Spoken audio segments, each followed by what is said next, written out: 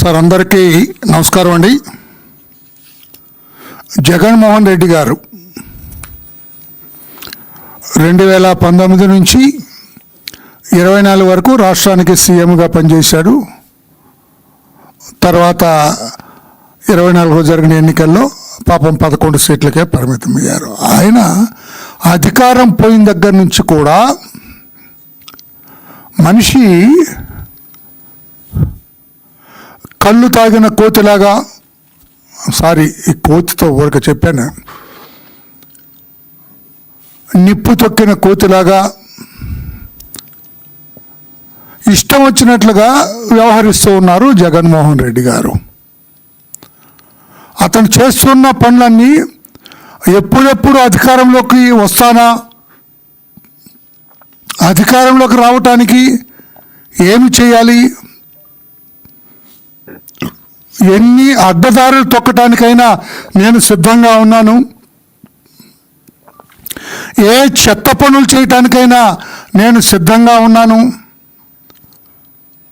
ఎన్ని దురాగతాలు చేయటానికైనా నేను సిద్ధంగా ఉన్నాను, ఎన్ని దుర్మార్గాలు చేయటానికన్నా నేను సిద్ధంగా ఉన్నాను, ఎన్ని తప్పుడు పనులు చేయటానికైనా నేను సిద్ధంగా ఉన్నాను అనే రీతిలో జగన్మోహన్ రెడ్డి గారి వ్యవహార శైలి ఉంది. ఎంత ఆతృత పడితే మీకు అధికారం దక్కదు జగన్మోహన్ రెడ్డి గారు, ఎంత ఆరాట పడితే అధికారం దక్కదు మీకు జగన్మోహన్ రెడ్డి గారు. ప్రజలు మీ వ్యవహార శైలి నచ్చాలి. గతంలో మీరు చేసిన పరిపాలన వాళ్ళు మెచ్చాలి. మీరు కావాలని కోరుకుంటే తప్ప మీకు అధికారం రాదు. మీరు ఎన్ని తప్పుడు పనులు చేసినా, ఎన్ని దుర్మార్గాలు చేసినా మీకు అధికారం రాదు. అందుకే ఏదో రకంగా అధికారంలోకి రావటం కోసం ఈనాడు జగన్మోహన్ రెడ్డి గారు ఎన్ని తప్పుటడుగులు వేస్తున్నాడు. తప్పటడుగులు అంటలేదు, తప్పటడుగు ఈజ్ డిఫరెంట్ ఫ్రమ్ తప్పుటడుగులు. తప్పుటడుగులు వేస్తూ ఉన్నాడు. మత కల్లోలు సృష్టించటం ప్రధాన లక్ష్యంగా పెట్టుకున్నాడు జగన్మోహన్. పాత్రికేయ సోదరులారా, మీరు దయచేసి వినాలి. మత కల్లోలాలు సృష్టించటం రాష్ట్రంలో ప్రధాన లక్ష్యంగా పెట్టుకున్నాడు టు రీచ్ ది పవర్. అధికారంలోకి రావటానికి మత కల్లోలు సృష్టించటానికే పెట్టుకున్నాడు. ప్రాంతీయ విభేదాలు సృష్టిస్తున్నాడు. తెలంగాణ, కోస్తా, ఉత్తరాంధ్ర, ఈ రకంగా ప్రాంతీయవాదం, కులఘర్షణలు కూడా ఈయన బీజం నాడుతున్నాడు. ఎప్పుడూ లేదు ఆంధ్రప్రదేశ్ రాష్ట్రంలో. సెక్యులరిజానికి ప్రాధాన్యత ఇచ్చే ఆంధ్రప్రదేశ్ రాష్ట్రంలో గౌరవ ముఖ్యమంత్రి గారు చంద్రబాబు నాయుడు గారు ఉన్నప్పుడు గతంలో ఎప్పుడు కూడా సెక్యులరిజానికి ఎక్కడ భంగం కలగలేదు. తెలంగాణ ఉమ్మడి రాష్ట్రానికి సీఎంగా ఉన్నప్పుడు కూడా హైదరాబాద్ ఓల్డ్ సిటీలో మత కల్లోలాలు రెచ్చగొడితే ఇనుప పాదంతో కంట్రోల్ చేశారు. ఓల్డ్ సిటీ కూడా చంద్రబాబు వైపు తిరిగారు. ఆ రోజున రాష్ట్ర ప్రజలందరూ కూడా చంద్రబాబు గారికి జేజేలు కొట్టినారు మత కల్లోలాలు కంట్రోల్ చేసిన విధానానికి. ఇప్పుడు కూడా చంద్రబాబు నాయుడు గారే ముఖ్యమంత్రిగా ఉన్నారు. మీ ఆటలు సాగవు జగన్మోహన్ రెడ్డి గారు అని చెప్పి నేను అంటున్నా. అందుకే ఈరోజు నేను ప్రెస్కి ఇక్కడ కూర్చున్న నేపథ్యం, రాష్ట్రంలోని దళితులారా, జగన్మోహన్ రెడ్డి మాయలో పడకండి. మై రిక్వెస్ట్, ఈ రోజున దళిత వర్గాలకి, దళిత నాయకులకి, ఇతర పార్టీలో ఉన్న దళిత నాయకులకి నేను విజ్ఞప్తి చేస్తూ ఉన్నా, జగన్మోహన్ రెడ్డి అనే మోసకారి వలలో, ఆయన మాయలో పడకండి దళిత సోదరులారా. ఎందుకంటే ఆ రోజున 2019 ఎన్నికల్లో దళితులు కొంత అతని వైపు మొగ్గిన మాట వాస్తవమే. వాస్తవాన్ని మనం కాదనలేము. ఆనాడు ఓటు బ్యాంకుగా ఉన్న దళితులు 2024 ఎన్నికలకు వచ్చేటప్పటికి, అయ్యా జగన్ బాబు మీరొద్దు మాకు, అని దళితులందరూ కూడా, దళితుల్లో ఉన్న అన్ని కులాల వాళ్ళు కూడా, 59 కులాల వాళ్ళు కూడా మాకొద్ది జగన్ అని దళిత ఓటు బ్యాంక్ అంతా కూడా చంద్రబాబు నాయుడు గారిని కావాలనుకోవటం, ఆయనకు ఓటేయటం, 164 సీట్లతోటి కూటమి ప్రభుత్వాన్ని ఎన్నుకోవటం, చంద్రబాబు గారు ముఖ్యమంత్రి అవడం మనందరికీ తెలుసు. మరలా ఈ దళిత ఓటును లాక్కోవటం కోసం, దళిత ఓటును మాయ చేయటం కోసం కొంతమంది నాయకులకి ఫండింగ్, నిధులు సమకూర్చి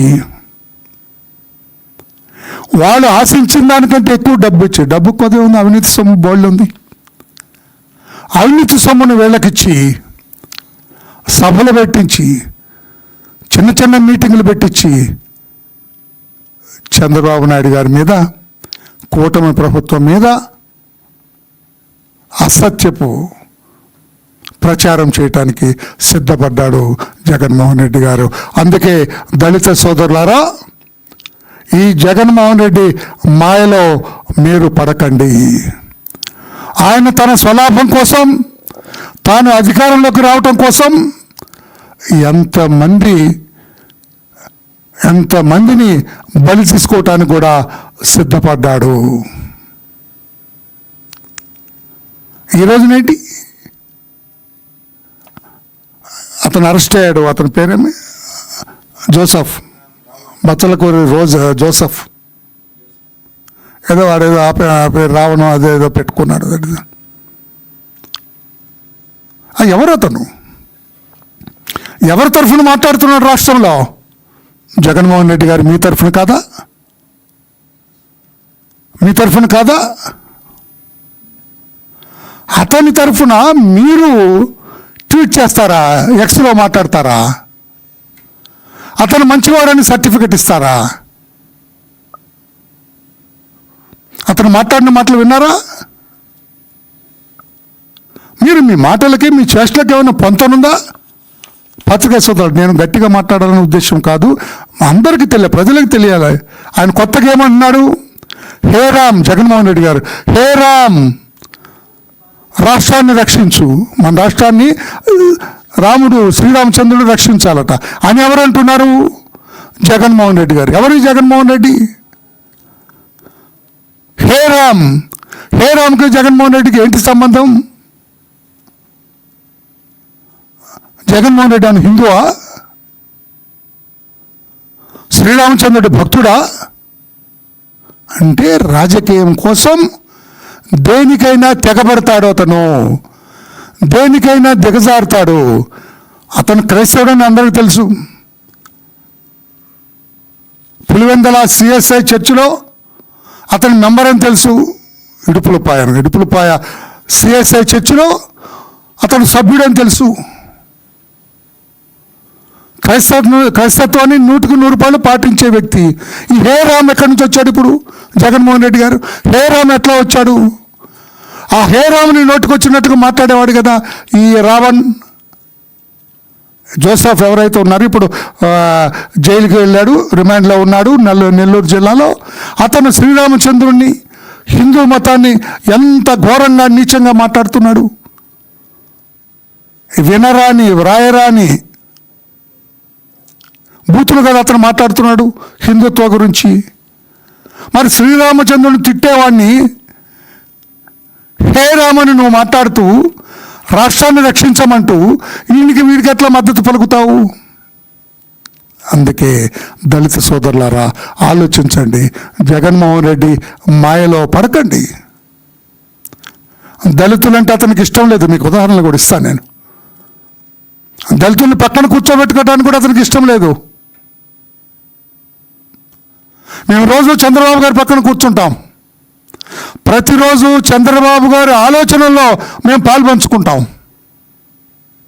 నేను అడుగుతున్న జగన్ పార్టీలో ఉన్న దళిత నాయకులందరినీ, ఎప్పుడన్నా మిమ్మల్ని పిలిచి మాట్లాడా?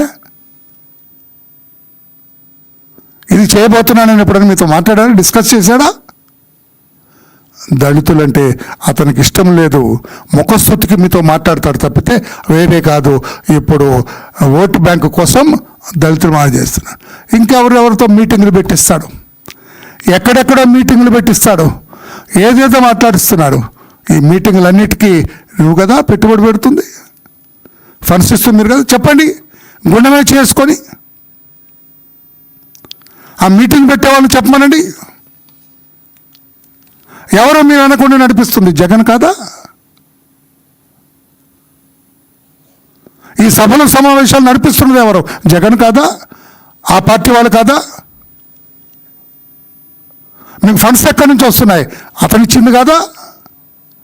ఇంకా ఈ మధ్య కొంతమంది తీసేసిన తహసీల్దారులు తయారయ్యారు రిటైర్ అయిన తర్వాత. వీళ్ళంతా నేను వాళ్ళ పేర్లు చెప్పదలుచుకోలేదు, పేర్లు చెప్పను నేను, అందరికీ తెలుసు కదా వాస్తవాలు, మీ కళ్ళతో మీరే చూస్తూ ఉన్నారు. ఆ తీసేసిన తహసీల్దారులు వచ్చి ఇష్టం వచ్చినట్టు మాట్లాడతారు. జగన్ లాంటి మహానాయకుడు లేడన్నారు. ఏ రకంగా, ఏ రీతిలో మీకు మహానాయకుడిలాగా కనపడ్డా? పెద్ద పెద్ద చదువులు చదివారు, పెద్ద పెద్ద ఉద్యోగాలు చేశారు. మీరు రాజకీయంగా పైకి రావాలి, మంచి పదవిలో రావాలని కోరుకోవటం తప్పులేదు. కానీ కులాన్ని, మనల్ని నమ్ముకున్న వాళ్ళని మోసం చేయటం మంచిది కాదు. జగన్ లాంటి దళిత వ్యతిరేకికి అనుకూలంగా మాట్లాడటం మంచిది కాదు అని చెప్పి కూడా మీ అందరూ. అందుకే దళిత నాయకులారా, దళిత వాదులారా, జగన్మోహన్ రెడ్డి మాయలో పడకండి అని చెప్పి కూడా నేను తెలియజేస్తున్నా. డీటెయిల్స్లోకి వెళ్ళను నేను. మీ అందరికీ తెలుసు జగన్ ఈరోజు ఎందుకు పిలుస్తున్నాడు. ఇప్పుడు పాము కప్పతో స్నేహం చేస్తుందా? పాము కప్పతో స్నేహం చేస్తుందా? ఏ రోజైనా కప్పని మింగుతుంది పాము. నోరు తెరిస్తే కప్పని వేసేస్తుంది. జగన్మోహన్ రెడ్డితో ఉన్న దళితుల పరిస్థితి కూడా అదే.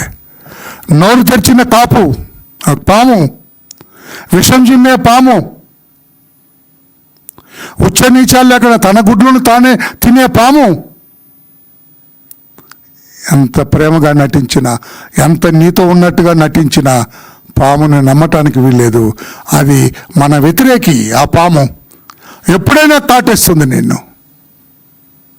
అందుకే దళిత సోదరులారా, మీ అందరికీ నేనే విజ్ఞప్తి చేస్తూ ఉన్నా. ఏదో ప్రేమ ఉన్నట్టుగా వెళ్తున్నాడు ఆయన, ఏదో ప్రేమ ఉన్నట్టుగా వెళ్తున్నాడు. వాళ్ళని వీళ్ళని ఏదో మని ఏదో సామెతలాగా తల్లికి ఒక ముద్ద అన్నం పెట్టలేడు కానీ పిన్నమ్మకి బంగారు గాజులు చేయిస్తా అంట. తల్లికి ముద్ద అన్నం పెట్టడు కానీ పిన్న తల్లికి బంగారు గాజులు. అందరి దగ్గరికి తిరుగుతూ ఎవరు చేస్తారు, ఈరోజు ఎవరు వచ్చారు అని అడుగుతున్నా అంట జగన్మోహన్. ఎందుకు సార్ అంటే వెళ్ళి పలకరిస్తా అన్నా. ఏంటి నువ్వు పలకరించేది? మొన్న ఎవరు మా దళిత నాయకుడు, అతని ఇంటికి వెళ్ళావు. బతుకున్నప్పుడు ఎప్పుడన్నా ఇబ్బంది పడ్డ దళితుడి ఇంటికి వెళ్ళావా మిస్టర్ జగన్మోహన్ రెడ్డి?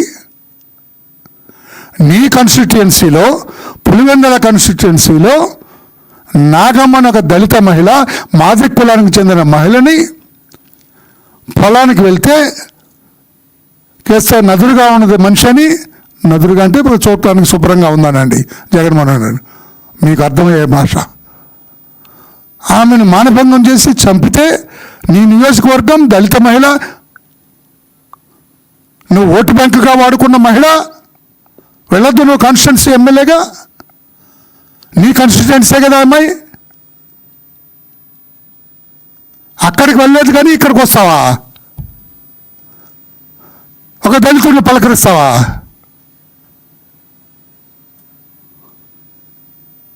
మాకు తెలుసు ఎప్పుడు సాయం చేయాలి, ఎలా చేయాలి, ఏది మాకు తెలుసు. నీకే వెళ్ళొచ్చు, నీకేంటి రాజకీయం. దళితుడి దగ్గరికి వచ్చేది ప్రేమ, కపట ప్రేమ అనేది.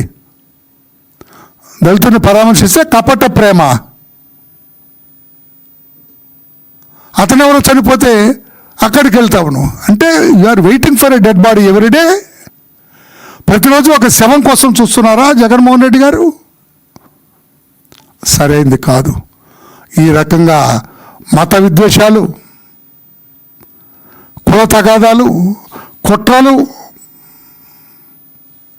మంచిది కాదు జగన్మోహన్ రెడ్డి గారు. బ్రహ్మాండంగా ప్రశాంతంగా ఉంది రాష్ట్రం. చంద్రబాబు గారి పరిపాలన అందరూ ఆహ్వానిస్తున్నారు, ఆస్వాదిస్తున్నారు. చంద్రబాబు గారి పరిపాలన, శాంతి భద్రతలు బ్రహ్మాండంగా ఉన్నాయి రాష్ట్రంలో. ఇవన్నీ మరిచి ప్రశాంతంగా ఉన్న కడవాడి పాలనలో చిన్న విషం చుక్క వేయాలని ప్రయత్నం చేస్తున్నారు జగన్మోహన్ రెడ్డి గారు.